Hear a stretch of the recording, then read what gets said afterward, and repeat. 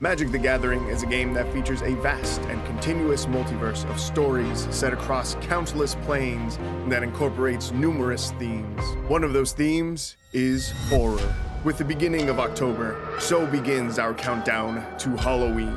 30 days, 30 decks, 30 different creatures of the night, all culminating with a special 31st episode on Halloween Day itself. For those of you with a profound fascination of the macabre, I invite you to join me on this venture through 30 days of night.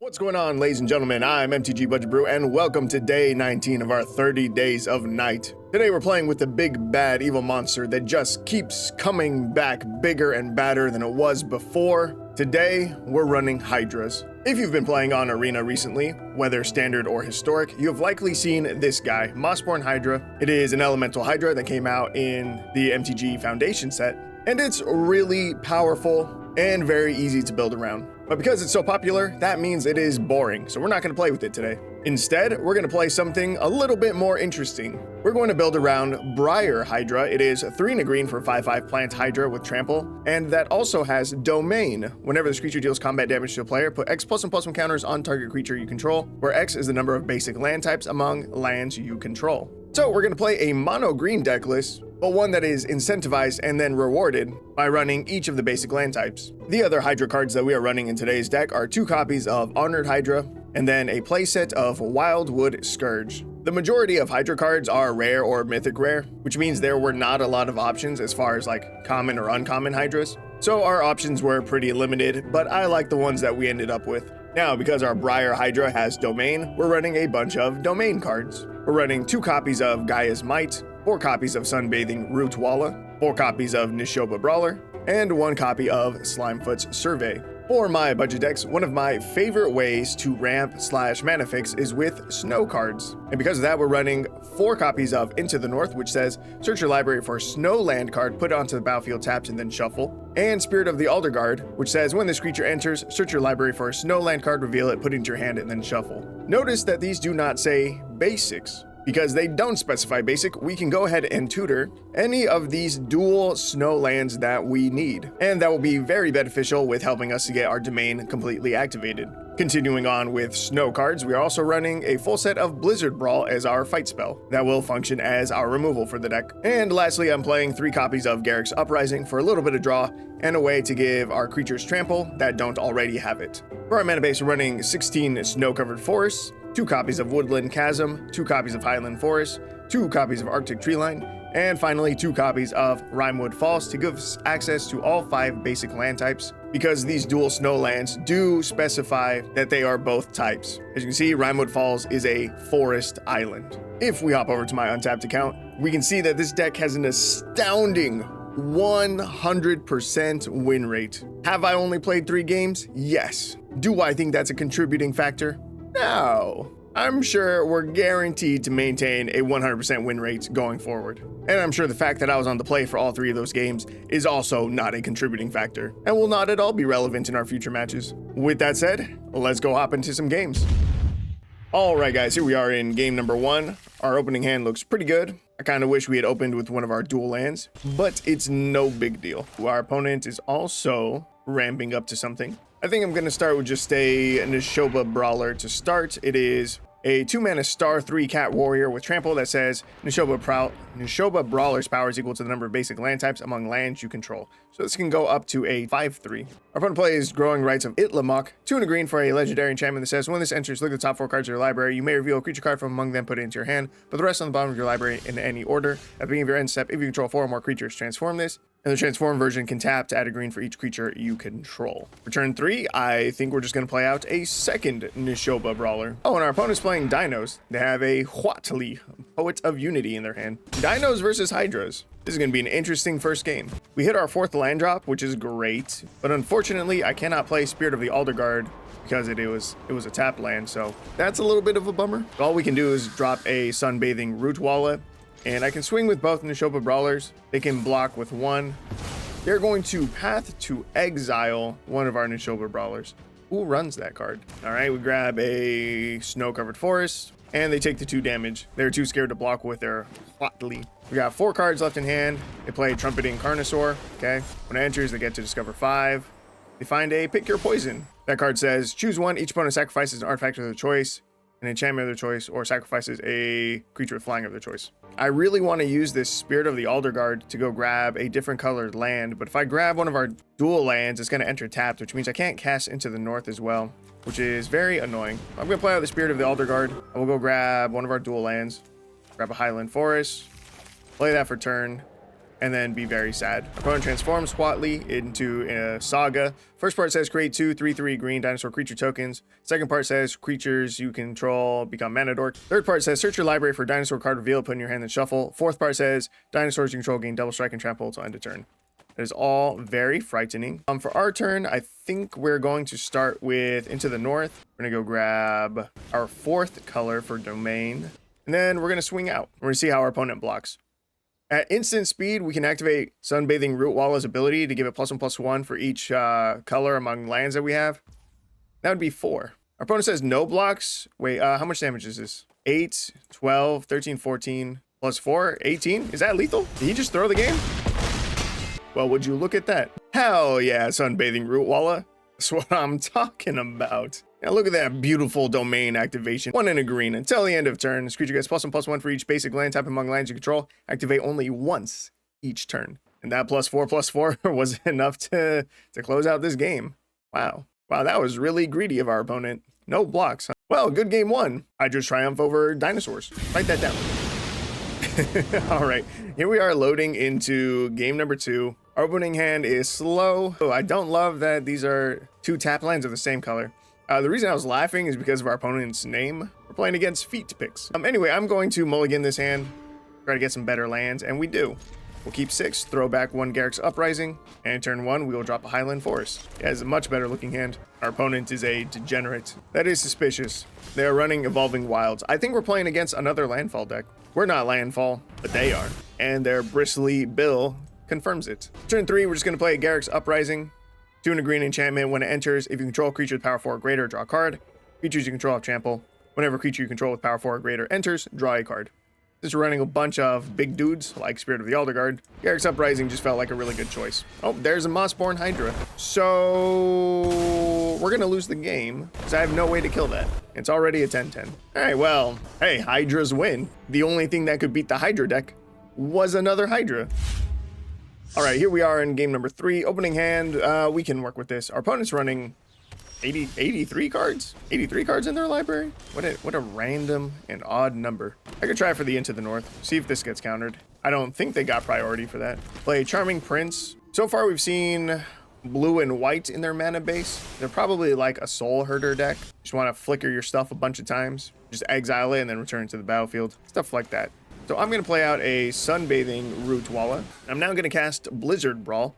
It's 1 green for a snow sorcery that says, choose target creature you control and target creature you don't control. If you control 3 or more snow permanents, the creature you control gets +1/+0 and gains indestructible to end of turn. Then those creatures fight each other. I love Blizzard Brawl. It is one of my favorite fight spells. So we're going to kill his Charming Prince before he's able to begin flickering it and get additional value from it. Here I'm going to play out Spirit of the Aldergard. We're going to hope it doesn't get countered. If it does, I'll be very sad. It lands. When it enters, we get to search our library for a snow land card, reveal it, put it into your hand, and then shuffle. We're going to grab Woodland Chasm. We are now up to 4 out of the 5 colors for our domain. They're going to Path to Exile. Our Spirit of the Aldergard. We're going to go grab another forest. Swinging for 2. We just got Path to Exile like 2 games ago. I think this card is too strong. This is a card that should only be in like Commander and like Modern and Prior formats. I don't think this has any place in Standard or Historic. Anyway, our opponent played Skyclave Apparition. 3 mana 2/2. When it enters, exile up to 1 target non-land, non-token permanent you don't control with mana value 4 or less. So they exiled our Sunbathing Rootwalla. And then when this creature leaves the battlefield, the exiled card's owner creates an XX blue illusion creature token where X is the mana value of the exiled card. Bunch of text. I think we're just gonna drop an Honored Hydra. A pretty beefy boy. It's a 6 mana 6/6 with trample, which is not that impressive. However, it also has Embalm for 3 and a green. Embalm says, you may pay the Embalm cost and exile this card from your graveyard to create a token that's a copy of this card, except it's white, has no mana cost, and it's a zombie in addition to its other types. Activate this ability only anytime you could cast a sorcery. So normally this card's really good against removal, because you can bring it back next turn for even cheaper than what you originally paid for. However, it doesn't matter when our opponent's running a 2-mana ossification to exile it. So that's fun. Fun for us. Because our opponent's deck is being very annoying, despite the fact they only have 3 lands. We're going to play it slow. I'm going to go with Nishoba Brawler here and Sunbathing Rootwalla and end the turn. I'm going to save our A-Briar Hydra and I'm going to save Slimefoot's Survey for later. They're already looking at our Brawler. Oh, they're probably just reading both of our cards. They probably haven't seen them. They're going to play Reflector Mage. 3-mana, 2/3. This enters. Return target creature and opponent controls to its owner's hand. That creature's owner can't cast spells with the same name as that creature until your next turn. This deck is super fucking annoying to play against. See, we would have gotten screwed if we had just played our Hydra out. What does Slimefoot's Survey say? Choose your library for up to 2 land cards that each have a basic land type. Put them onto the battlefield tapped and shuffle. Look at the top X cards of your library where X is the number of basic land types among lands you control. Put one of them on top of your library and the rest on the bottom of your library in random order. All right, we're going to start with Slimefoot's Survey. We're going to grab... What color are we missing? White? And I'll just grab a Highland Forest too, I guess. From the top of our deck, I'm grabbing this... oh no, this is going to put it on top of our deck. I'm going to put Blizzard Brawl on top of our library. We'll go to combat. See if he blocks the Rootwalla. He probably won't. We'll go to damage. We'll activate the ability. Give it +5/+5. Connect for 7. Set our opponent down to 12. Next turn, we have enough mana to cast 2 copies of A-Briar Hydra, as well as a fight spell to kill either the Skyclave Apparition or the Reflector Mage. I think it's got to be the Reflector Mage. So Hydra 1 comes down. Hydra 2 comes down. Kill the Reflector Mage. I should have used the Blizzard Brawl on our Basking Rootwalla. Or Sunbathing Rootwalla. And I'll attack. If they want to trade, I'm fine with that. The less cards they have to be able to bounce, the better for us. They play another Skyclave Apparition, so they're going to exile one of our Hydras. We're going to play Nishoba Brawler. I'm not going to reveal that our last card is a Forest. We swing with the Hydra. It deals 5 damage. And now its domain ability gets activated. We get to put X +++ counters on target creature you control, where X is the number of basic land types among lands you control. I'm going to put it on the Hydra and end the turn. I could have put it on Nishoba Brawler. Both have trample, so it doesn't really make a difference. All right, they bounce this. They exile the Hydra. We get a 2/2. Do we swing with the Brawler? Maybe they double block the Brawler, but then we get our Hydras back. I don't know. We're gonna play Garruk's Uprising. We'll get a draw. We'll give our 2/2 token trample. We draw into a Wildwood Scourge. When we play this, we'll get another draw off of Garruk's Uprising. I want to leave 1 green mana up in case we find another Blizzard Brawl or Gaea's Might. Both of those would give us a lethal. So I need 1/2 mana saved. We can cast this for X = 5. Pay this, auto pay. With 1 mana up, we'll draw a card off the Garruk's. We draw into another Wildwood Scourge. Not what we were looking for, but that's okay.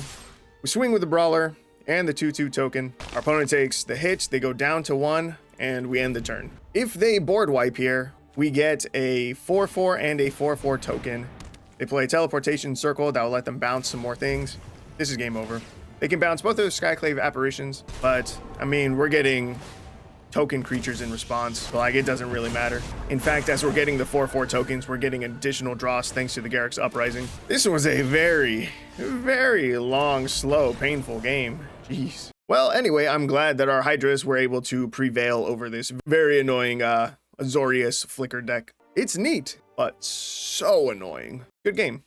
Good game. Long game, but good. All right, here we are in another game, and our opening hand looks pretty fire, actually. Oh my. Our opponent just played Venser Corpse Puppet. It is a blue and a black for a 1/3 Phyrexian zombie wizard with Toxic 1 and lifelink. It says, whenever you proliferate, choose 1.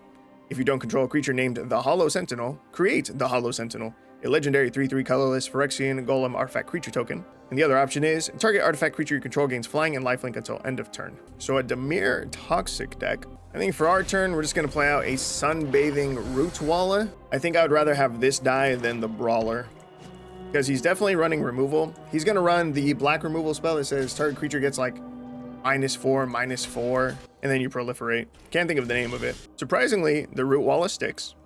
They did not use any removal that turn, which is mildly suspicious, but a good sign. Here I'm just going to play Garruk's Uprising. We'll get that down and set up for our Spirit of the Aldergard next turn. I will say no attacks. We'll keep the Rootwalla up as a blocker against his Toxic. Our opponent plays Prologue to Phyresis. Each opponent gets a poison counter, draw a card. All right, that's counter number 1. They do not swing their Venser Corpse Puppet.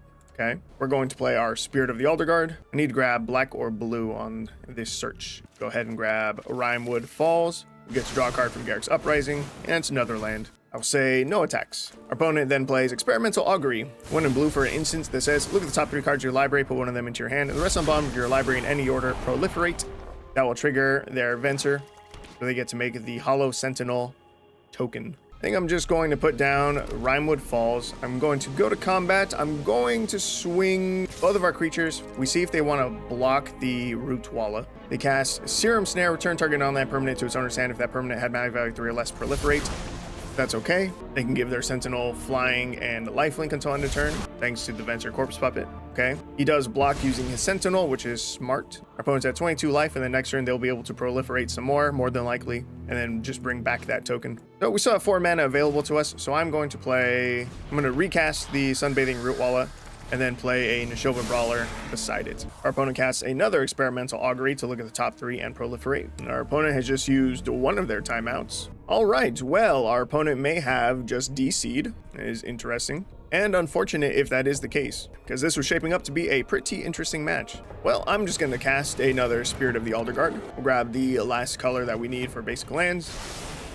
Get to draw off of Garruk's Uprising. I will go to combat swinging our Spirit of the Aldergard and our Nishoba Brawler. But I think this might just be game if our opponent does not show back up. Our opponent does not return in time to declare blockers. They go down to 11. We pass the turn. All right, and sadly, our final game ends in a victory due to DC. A dub is a dub, but that's too bad. I was excited for this match. Dimir Proliferate is a fun deck to play, and I don't mind playing against it either. Comparing it to a Finn the Fangbearer deck, this is definitely the more interesting way to run poison counters.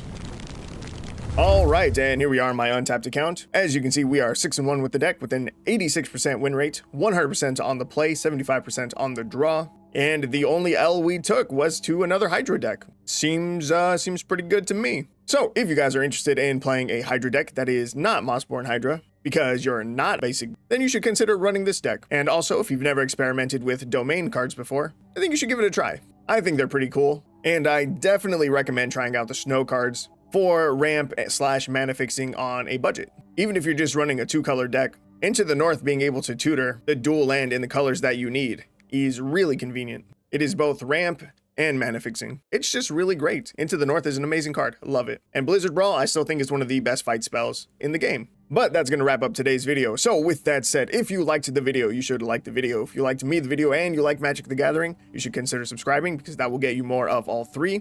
And thank you guys for joining me on day 19 of our 30 days of night. I hope to see you tomorrow.